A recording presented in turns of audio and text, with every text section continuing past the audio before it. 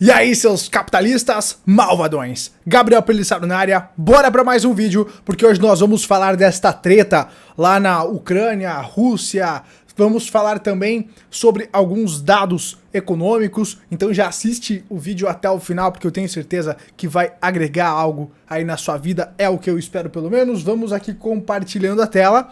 Então saíram, né, essas imagens aqui de satélite, lá das tropas russas, bem perto, lá da região da fronteira da Ucrânia, o que tá deixando as pessoas aí com medo. Os Estados Unidos recentemente emitiram lá uma carta, né, falando sobre um risco iminente aí de uma guerra, né, de uma invasão ali da Rússia na Ucrânia. Aí tem toda aquela questão lá da OTAN, então tem toda a questão aqui da OTAN. Os membros da OTAN meio que eles se protegem, a Rússia não faz parte desses membros. Tem toda uma questão histórica que aí entra já na geopolítica, não é o meu forte, não é aonde eu me dedico mais o meu tempo, mas tem toda uma questão histórica aí, e a OTAN ela traz justamente essa proteção ali para os membros, e a Rússia não faz parte, e eles estão ali tentando anexar, né, incluir a Ucrânia. Então, meio que a Rússia deu um checkmate. Tipo, poxa, galera, não pisa no meu calo. Porque a região da Ucrânia é uma região importante geopoliticamente ali para a Rússia. Então, a Ucrânia entrando ali para a OTAN poderia significar uma ameaça para a Rússia, né?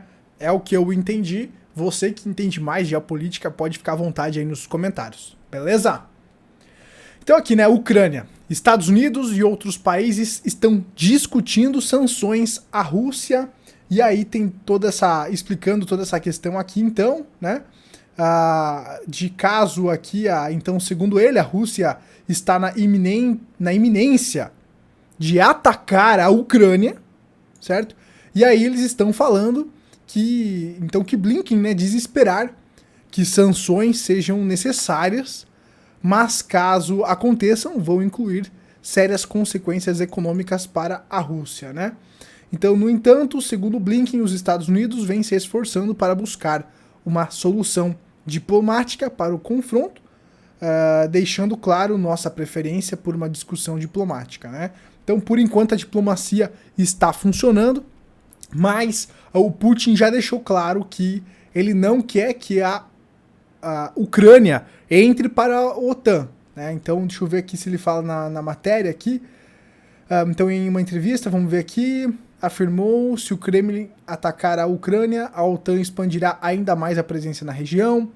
E aí, o presidente russo aqui disse querer que a organização do Tratado do Atlântico Norte. Então o Putin, né, quer que eles reduzam a sua presença nos países do leste europeu que fizeram parte da extinta União Soviética. Como eu falei para vocês, tem uma questão histórica aí, né? No entanto, para o secretário-geral da Aliança, as ações de Moscou estão alcançando o resultado oposto, né? Então tá essa briga aí, certo? Isso aqui falando de finanças, né, pessoal, pode trazer uma instabilidade no mercado, por isso que eu tô de olho, certo? Voltando a focar aqui na economia, vamos lá. Nós temos aqui, pessoal, o Net Profit Margins, né? Então as margens aí do mercado que estão ficando apertadas, e aí, como mostrado, a enorme diferença entre preços de insumos e ao consumidor sugere que as corporações não podem repassar a inflação inteiramente. Então, qual que é a grande treta que nós temos na economia? O mundo, ele vive aí uma treta atrás de treta, na corda bamba atrás de na corda bamba, tá bem complicado. E aí, falando de economia, a gente já fala aí da macroeconomia deteriorada já faz um tempo, e agora nós temos a inflação pegando no mundo todo, muito por conta dos fechamentos, da quebra do supply chain e também da expansão monetária que rolou. E agora o que nós estamos vendo? A treta, né, desse bichinho chamado inflação, que muitos políticos, inclusive aqui no Brasil, inclusive o Lula, falou que não, tem que imprimir dinheiro. A economia a gente vê depois, vamos imprimir dinheiro. E agora, Lula, agora você tem inflação para lidar, né? Mas aí o cara tira o dele da reta. É brincadeira, pessoal. Por isso que 2022 é um ano extremamente decisivo aí para o Brasil, né? E aí, então nós temos essa questão da inflação e, claro, conforme o preço dos insumos vão subindo, as empresas vão ter que passar isso para o consumidor. Só que isso não significa que, então, nós podemos ver uma contração, né? Então isso significa que nós podemos ver uma contração nas margens de lucros nos próximos trimestres. Por que, Gabriel? Que vai ter redução na margem de lucro das empresas. Os capitalistas malvadões não vão repassar os custos. É que aí entra uma questão ali de competitividade, né? Então, será que as empresas vão conseguir repassar toda essa inflação? Como é que as empresas elas tentam mascarar essa inflação que é decorrente da expansão monetária? Reduzindo qualidade, não sei se você já reparou, mas vamos pegar lá o chocolate. A qualidade do chocolate ela vem caindo. Então, a quantidade de gordura que tem lá naquele chocolate, açúcar para compensar aquela gordura, ela vem aumentando. Então, a qualidade do produto lá decai com o tempo para buscar reduzir o custo, né? Mas não porque a empresa é malvadona, é porque o real, a moeda fiduciária estatal, de maneira geral, ela vem perdendo poder de compra. Então, para conseguir ali uma competitividade, eles diminuem a qualidade e também a quantidade, que é o shrinkflation, que nós já comentamos em vídeos passados aqui no canal sobre esse fenômeno da redução do tamanho também, da quantidade dos produtos. E isso tem um limite, né? Então, vai chegar um momento que essa inflação, as empresas elas vão ter que passar para o consumidor, mas será que isso vai ser absorvido? E quando o consumidor começa a pagar mais, será que o salário dele vai acompanhar? Então, é isso que eu analiso, né? Então, é isso que nós, numa visão mais ampla, buscamos analisar. Será que o consumidor, tendo essa inflação repassada em todos os produtos, virando uma bola de neve, ele vai conseguir ter acompanhar, através do aumento da sua renda, acompanhar esse aumento de custos? E será que o consumo vai se manter se ele perde poder de compra? É essa que é a grande questão.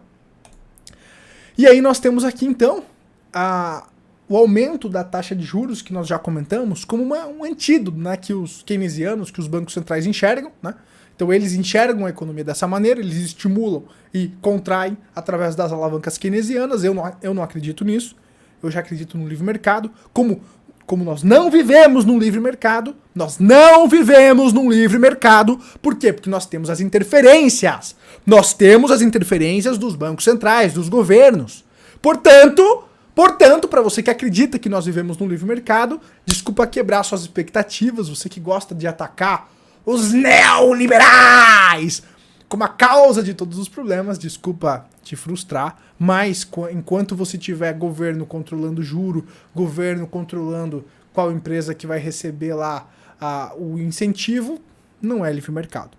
Vai gerar distorções e essas distorções geram as crises. E as crises, para quem se prepara, são grandes oportunidades. Os bilionários ficam ainda mais ricos nas crises, porque eles dominam como que você aproveita isso. E é isso que nós buscamos fazer aqui no canal. Então aqui nós temos justamente essa questão agora do aumento da taxa de juros, que é para conter a inflação, que nós comentamos que é um grande problema na economia. Só que o que acontece? O que acontece, seus capitalistas, quando o Banco Central aumenta a taxa de juros? No momento onde ele aumenta a taxa de juros, vamos pegar aqui 2008, né? Então ele estava aumentando, como você consegue ver nitidamente aí na sua tela, o governo estava aumentando a taxa de juros aqui e chega um momento onde ela fica flat. E perceba que nesse momento onde a taxa de juros fica flat, que começa aí uma correção nas bolsas. Nisso aqui muitas empresas se apertaram, reduz margem, aumenta o custo da dívida. Quando aumenta o custo da dívida, claro, você tem ali um problema de valuations, que nós já comentamos aqui no canal, sobre como o aumento do juro ele interfere nos valuations, na expectativa de preço, né, de valorização das empresas no longo prazo. Então é isso que a gente tem que ficar de olho. O que acontece? E por que eu olho que o aumento da taxa de juros é um sinal para uma correção futura numa análise fundamentalista? Porque se nós olharmos a história, pega aqui 2000, a bolha das .com, quando você começa a ter esse aumento, é que você começa a ter um sinal de que vai ter uma recessão no futuro, né? Então, quando começa a entrar flat aqui e a cair, é que começa a correção nas bolsas. Mas como assim, Gabriel? É porque o aumento da taxa de juros vai deteriorar as empresas e depois que deteriora, você tem as empresas deterioradas e vem a correção. Só que, por que quando a taxa de juros começa a cair é que o bicho pega? Historicamente, pelo menos é isso que nos mostra esse indicador, é que aí o governo entra para estimular de volta. É essa que é a grande treta. Por isso que algumas pessoas, né, dizem que você, quando tem o aumento da taxa de juros, você não vai ver ainda a crise, você vai ver quando a taxa de juros começa a inverter, quando ela começa a cair. É justamente por isso que eu tô te mostrando isso aqui na sua tela. E aí aqui a gente consegue ver mais nitidamente nisso, né? Aqui quando você tem um aumento da taxa de juros, é quando ela aumenta, né? Então quando ela aumenta, você tá tendo uma normalidade. Agora, quando ela começa aqui a ficar flat, ou seja, quando o mercado começa a ver, está esfriando demais o negócio, esfriou aqui, esfriou a economia. Aí começa a contração de volta para estimular, e aí geralmente é aí que nós temos esses crashes, que é justamente o mercado se reajustando depois de uma grande euforia, e geralmente isso é decorrência de interferências, de estímulos, e quando você tem esse medo, ocorre a falta de liquidez. Hoje nós temos muita liquidez no mercado, então essa que é o grande dilema. Hoje nós temos muita liquidez no mercado, e geralmente uma crise financeira ela vem quando falta essa liquidez, quando os bancos não emprestam mais dinheiro. Então é isso que nós temos que observar, tá? Então eu vejo que a fragilidade macroeconômica, vejo, mas por que eu não fico 100% defensivo? Porque ainda nós podemos ver valorização. Então aí que entra a tal da convexidade da carteira antifrágil, que é o quê? É você estar exposto ao risco numa parte da sua carteira e numa parte da sua carteira você estar exposto em ativos mais defensivos e preparado para justamente essas oportunidades que estão no nosso radar, mas que a gente não sabe quando, mas nós conseguimos ver através da análise fundamentalista que elas estão perto. Eu já vou te dar mais indícios sobre isso, tá? E a gente falou mais sobre isso neste vídeo aqui do YouTube, onde eu falo sobre a contagem regressiva para o crash dos mercados, e aí tem aqui todo um vídeo completo, claro, mas tem esse indicador que eu quero destacar aqui para vocês, né? Aqui tava os roupão que a gente tava buscando para comprar, olha só que beleza, né? E aí, aqui tá o indicador, aonde mostra sobre a expectativa para uma correção dos mercados do Deutsche Bank. Então, os analistas do Deutsche Bank, eles acreditam numa correção dos mercados para 2022 e para 2024. Eu não sei quando vai vir, eu assumo a minha humildade perante a incerteza, por isso que eu diversifico os meus investimentos a ponto de estar convexo, e é claro que você não sabe se vai ser 2022, 2023, 2024, mas você sabe que vai vir, então você se antecipa e se prepara, porque a grande questão é você estar pronto para aproveitar essa oportunidade, tá? Muitas pessoas se lascam nas crises porque não estão prontas. E o que nós estamos vendo agora? Nós estamos vendo agora o ARK Innovation Fund, por exemplo, levando uma tora, levando uma surra do S&P. Então, enquanto o S&P 500 subiu cerca de 27% em 2021, o ARK caiu mais de 20%. Então, isso é um grande diferencial de desempenho, mas mostra a disparidade entre empresas de mega capitalização e todas as demais. Então, nós estamos vendo o que, Gabriel, aqui? Clarifique para nós o que está pegando. O que está pegando agora é uma aversão ao risco. Então, o que nós estamos identificando agora é uma aversão ao risco, certo? Muito bem. O que nós identificamos aqui no Nasdaq? O Nasdaq, inclusive, né, o Nasdaq que é uma bolsa onde vai pegar mais as empresas de tecnologia. Então, nós estamos vendo aqui o Nasdaq numa tendência de baixa e hoje ele conseguiu segurar na média de 200, justamente na média de 200. Então é legal ficar de olho no Nasdaq aqui. Nesse vídeo onde eu falo sobre China fechando os portos e tudo mais, nesse vídeo aqui do canal do YouTube, eu trouxe esse indicador do Tavi Costa, da Crest Capital, onde ele fala, né, sobre justamente essa mudança do Russell 2000, aí prestes a ficar negativo, e a correlação do S&P. Então a bolsa das small caps americanas, como ela tem mais risco envolvido, e justamente por conta, né, do que eu falei anteriormente, da aversão ao risco, então as empresas menores, as empresas de menor capitalização, elas tendem a se desvalorizar antes e depois nós vamos ter as grandes empresas que lá estão no S&P 500, por exemplo, buscando aqui as bolsas das small caps. Então você precisa ficar de olho nisso, justamente porque se a história é algum indicativo de que ela se repete, né? A história é algum indicativo. O que a história nos mostrou até então é que quando as bolsas das small caps corrigem, o S&P 500 corrige também. E ele ainda não começou. Só que o que nós estamos vendo, Gabriel? O que nós estamos vendo agora os grandes investidores fazendo? E que a gente já trouxe aqui no canal. Você pega Elon Musk, Mark Zuckerberg, esses caras estão vendendo as suas ações. E eles têm empresas de tecnologia. Então, a gente já falava sobre isso em 2021. Por que esses caras estão vendendo as suas ações? Só fica a pergunta, por que esses caras estão vendendo bilhões das próprias empresas? Será que eles querem recomprar mais barato? Muito bem, né? Aqui nós temos o S&P. O S&P aqui numa região importante, né?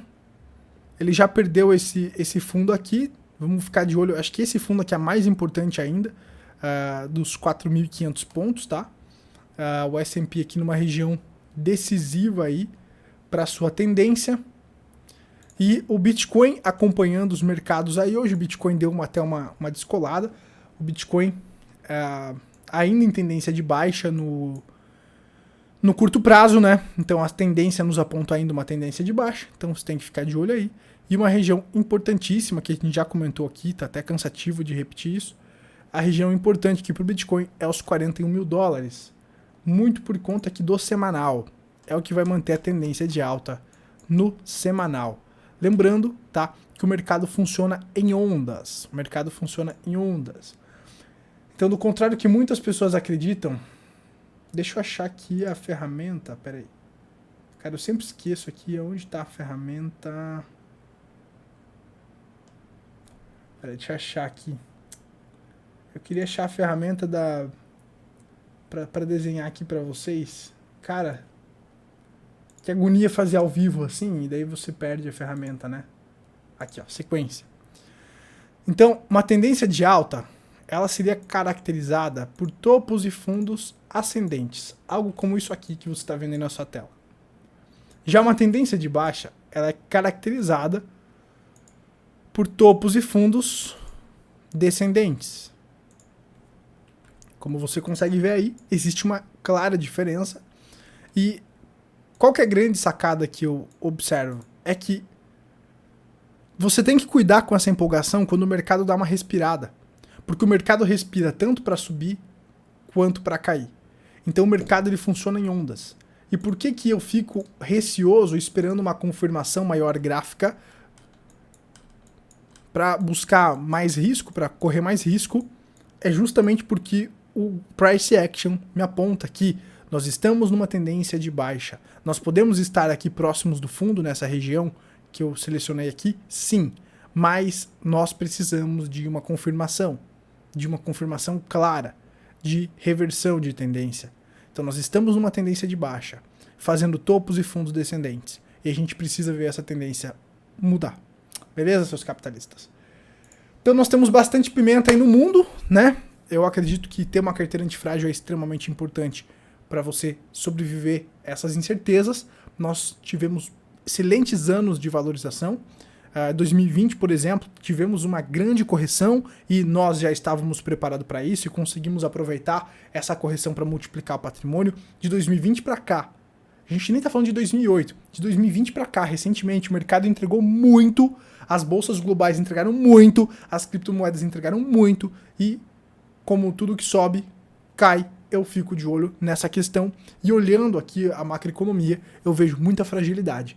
É claro que mesmo durante essa fragilidade, enquanto os juros estão baixos e tem estímulo, nós podemos ver uma alta? Sim, por isso que a gente fica antifrágil, mas nesse momento eu tenho paciência sim para esperar grandes oportunidades de comprar ativos baratos. Tudo bem? Espero que esse vídeo tenha acrescentado algo aí na sua vida. Se acrescentou, deixa seu like aqui embaixo, compartilha para os seus amigos aí no grupo do WhatsApp. Nos vemos na próxima, seus capitalistas malvadões. Tchau, tchau!